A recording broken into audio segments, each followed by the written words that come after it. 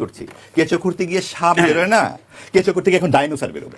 হ্যাঁ, বেরোচ্ছে কোথায় আমি দেখাচ্ছি। ডিপ স্টেটের কথা বললেন তো সজীব মাহমুদ, তো ডিপ স্টেট যদি বলেন তাদেরকে 2029 সাল পর্যন্ত ক্ষমতায় থাকতে এই এই তেলের পিঠাটি কি ওই দুপুরবেলায় গজালো, নাকি যখন গণ অভ্যুত্থান হলো, আন্দোলন হলো তখনও ডিপ স্টেট ছিল? আমরা তো জানি না। তার মানে এখানে কে কোথায় কলকাঠিটা নাড়ছে? আরেক উপদেষ্টা বলেছেন হাদি হত্যার সঙ্গে ডিপ স্টেট জড়িত। তাহলে আপনারা প্রমাণপত্র উপস্থিত করছেন না কেন? তাহলে যে আন্দোলন আমরা চোখের সামনে দেখেছি তার পেছনে কে বা কারা ছিল? আরো আছে, আমাকে বলতে দিন। হ্যাঁ, কেন নয় এই প্রশ্ন আমরা করতেই পারি। যদি ডিপ স্টেট তখন থাকতে পারে, 29 সাল পর্যন্ত রাখতে পারে, তাহলে আন্দোলনের মধ্যে তাদের ভূমিকাটা কি? কারণ এই অন্তর্বর্তী সরকার গঠিত হয়, প্রথম স্বরাষ্ট্র উপদেষ্টা যখন বললেন যে স্নাইপার রাইফেল 7.62 আমাদের দেশের পুলিশ ব্যবহার করে না, এই রাইফেল কোথা থেকে এলো? এর কোনো ব্যাখ্যা না দিয়ে এই লোকের চাকরি খেয়ে দিল ওই অন্তর্বর্তী। তার মানে কি? তার মানে এই 7.62 রাইফেল কোত্থেকে এলো? এই ডাইনোসর গুলো কোথায়?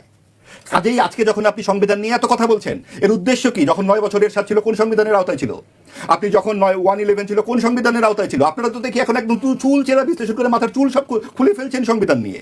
তো আপনার বিড়াল যে সাদা না কালো এনে খুব তর্ক চলছে, কিন্তু বিড়াল ইঁদুর খায় কিনা এটাই তো বিড়ালের মারতে পারে কিনা সেটা কিনা।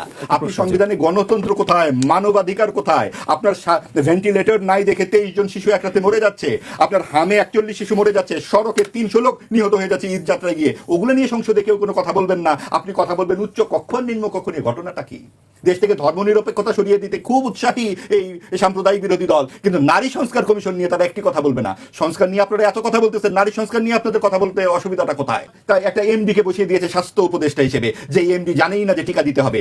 তাদের ফোকলা করে দিয়েছে দেশের স্বাস্থ্য খাত। এই বর্তমান স্বাস্থ্যমন্ত্রী বলতেছেন যে সিরিঞ্জ কেনার পয়সা নাই। তার মানে কি দাঁড়ালো? শ্বেতপত্র তো খুব আমরা দেখলাম যে অর্থনৈতিক শ্বেতপত্র নানান কিছু। এখন যেই কিছু শোনা যাবে আগামী 5 বছর আমরা শুনবো আওয়ামী লীগের অত্যাচারের কারণে লুণ্ঠিত হয়ে গেছে অর্থনীতি, অমুক তমুক। এই যা অর্থনীতি লুণ্ঠিত হয়েছে, আপনাকে 18 মাসের অর্থনীতির লুণ্ঠনও আপনার শ্বেতপত্র করতে হবে। সমস্ত খাত ধরে ধরে আপনার শ্বেতপত্র করে আগামীতে আপনাদের বসতে হবে।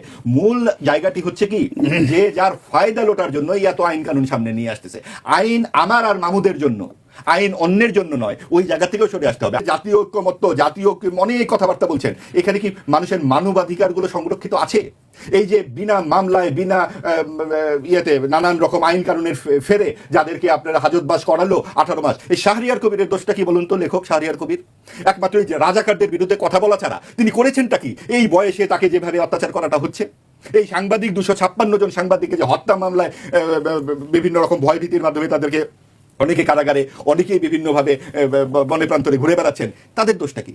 তারা যদি পেশাদারি অসততা করে থাকে তাদের জন্য আরেক আইন, কিন্তু আপনি কোন আইনে তাদেরকে কারাগারে বা বিভিন্ন জায়গায় রেখে দিয়েছেন? অর্থাৎ আপনি আওয়ামী লীগকে নিপীড়ন করার জন্য বিভিন্ন রকম কায়দা কানুন বের করেছে অন্তর্বর্তীকালীন সরকার, সেটা ধারাবাহিকতাও এখন অক্ষুণ্ণ আছে। আমরা বলছি না যে হত্যাকারীকে আপনি ছেড়ে দিন, হত্যাকারীকে আপনি বিচার করুন, কিন্তু সেটা তো এই স্নাইপার রাইফেল সহ অন্যান্য কিছু আপনার ডিপ স্টেট যা কিছু আছে সবকিছুই তো আপনাকে সামনে আনতে হবে। তারা তো প্রায় একটা সাম্প্রদায়িক শক্তিকে ক্ষমতায় নিয়ে এসে ফেলেছিল। তারা তো একটা মোটামুটি একটা এমন মাঠ তৈরি করেছে যেখানে প্রধান প্রতিপক্ষের 2 জনের 1 জন অনুপস্থিত। কাজে এই প্রশ্নগুলো কিন্তু আসবে আমাদের সামনে। আপনি আজকে সংবিধান নিয়ে কথা বলছেন, অবশ্যই সংবিধান নিয়ে কথা বলতে হবে, কারণ সংবিধান যখন 80 দশকে 10 বছর রহিত ছিল, তখন যেভাবে এর আগে অনেক সময়, আগে পরে অনেক সময় সংবিধান রহিত ছিল, কিন্তু 72-এর সংবিধান ধরেই কিন্তু দেশটা চলছে।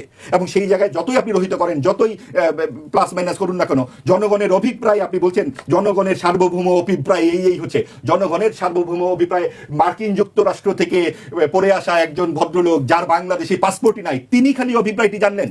আমরা সাধারণ মানুষ জনগণের অভিপ্রায় জানি না। আমরা জানি যে পরমত সহিষ্ণুতা, সকল দল মত নির্বিশেষে, এমনকি সাম্প্রদায়িক রাজনীতি যারা করবেন তারাও সমাজে থাকতে পারবেন, তারাও বিধিবদ্ধভাবে রাজনীতি করবেন। যারা এর বিরোধিতা করবেন তারাও বিধিবদ্ধভাবে রাজনীতি করবেন। কিন্তু এই আইনের শাসন কি আমরা দেখতে পাচ্ছি?